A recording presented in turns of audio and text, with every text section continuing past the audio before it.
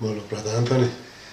Well, hey, we're in the month of, well, it is a month. We're in the month of October. October is a very important month in the annals of, South African history. Well, to me it is only because this is like a journalism month.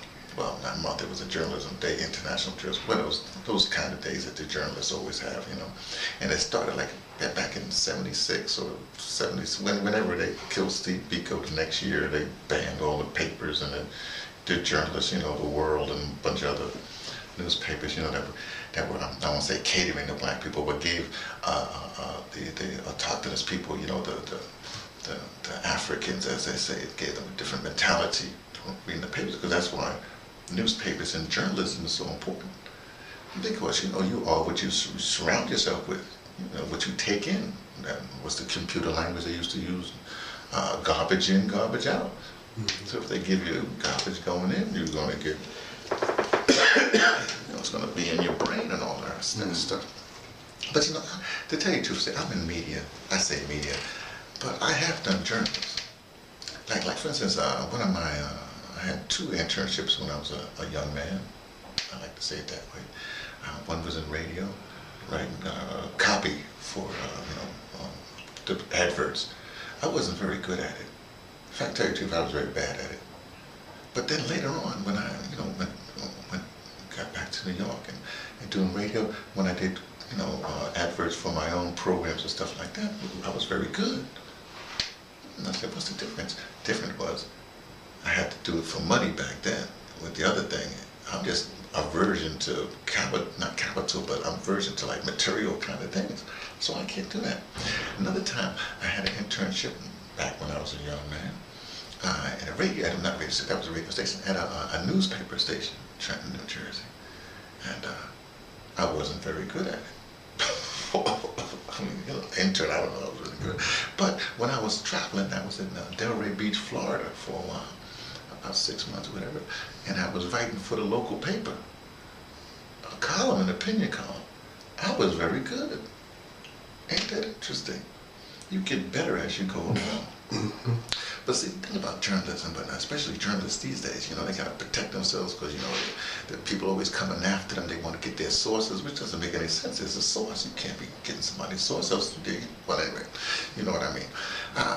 But the journalism today, we talked about this, is sort of iffy, But one of the things I learned, I didn't learn it from journalism. I learned it from a comedian, Dick Gregory.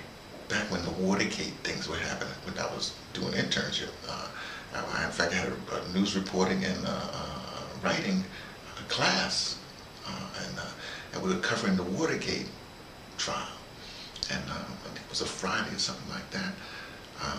This guy, John Dean, got on the stand. They was having hearings, and he was talking about how he was they were taping all the phone calls. Now, what happened was, John Dean, when he got on there, he just told everything. And Dick Gregory said, see, now he knows what he's doing. Tell it all. That's your only protection. You gotta tell it all. You can't keep no secrets. Tell it all. And that's what journalism is supposed to be. If you want a society that's gonna be informed, whatever have you, you as a journalist, you gotta get, and you have to tell it all. If you're a whistleblower, of course something happened in some agencies, you gotta tell it all. That's your only protection. Because once you tell it all, they can't do nothing to you.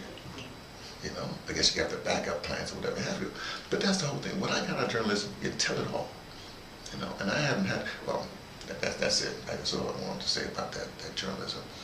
But here's the real reason why I don't do that kind of reporting. When I was, in 1988, it was the presidential Democratic National Party, presidential thingy.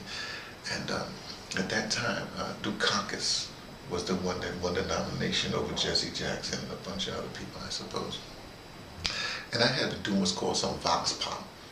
That's voices of the people kind of thing. You go out and get interviews with people, and then you string them together. It tells a little narrative story without your voice being in there. And I'll tell you the truth, they didn't know who I was when I got there. Anyway, I got very good at it. I was very good at it.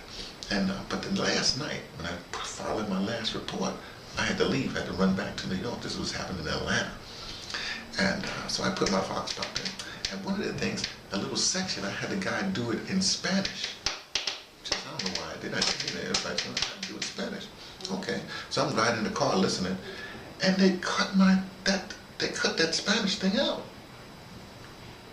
I was upset. I'm driving in the car. I was upset.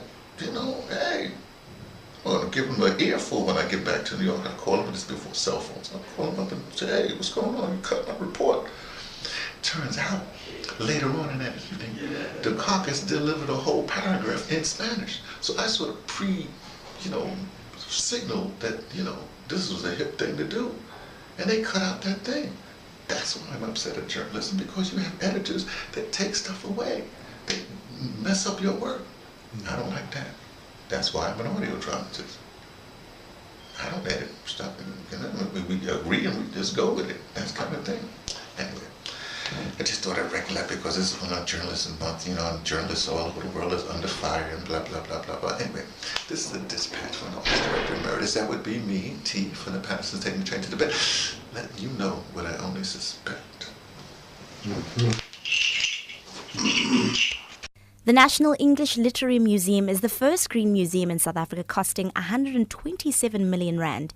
It was funded by the Department of Arts and Culture, but with such a large amount of money being spent, it sparked conversations around the exclusion of African languages. Of those individuals is Professor Pamela Maseko, who speaks about her frustration of the museum's exclusivity to South African English works. I had personally gone to NEL and asking them whether they would consider building up an archive of African language literary works. What I was told then was that the mandate of the museum was to preserve only texts written in English. On the 18th of May, the museum held its first event in its new building, and the event was kicked off by an isiXhosa poet who set the tone for the rest of the evening.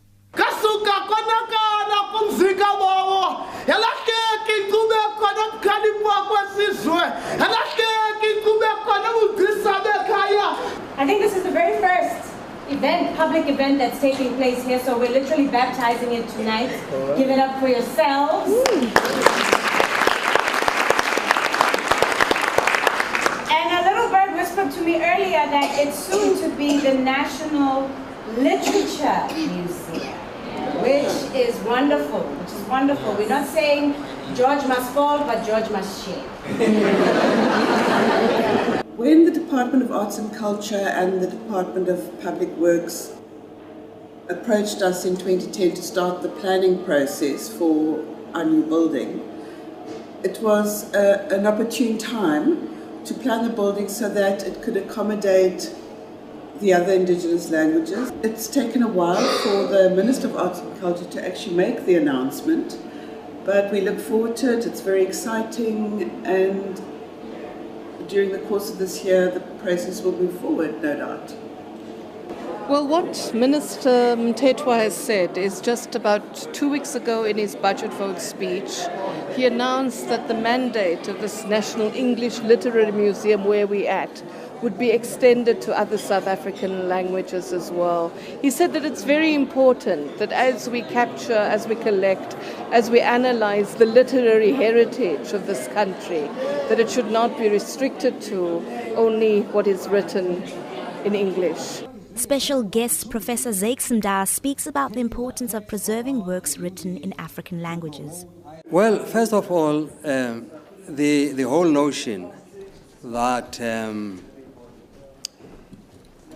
this was only for English literature was rather absurd, because it privileges the writing in English over all the other literatures that exist in this country.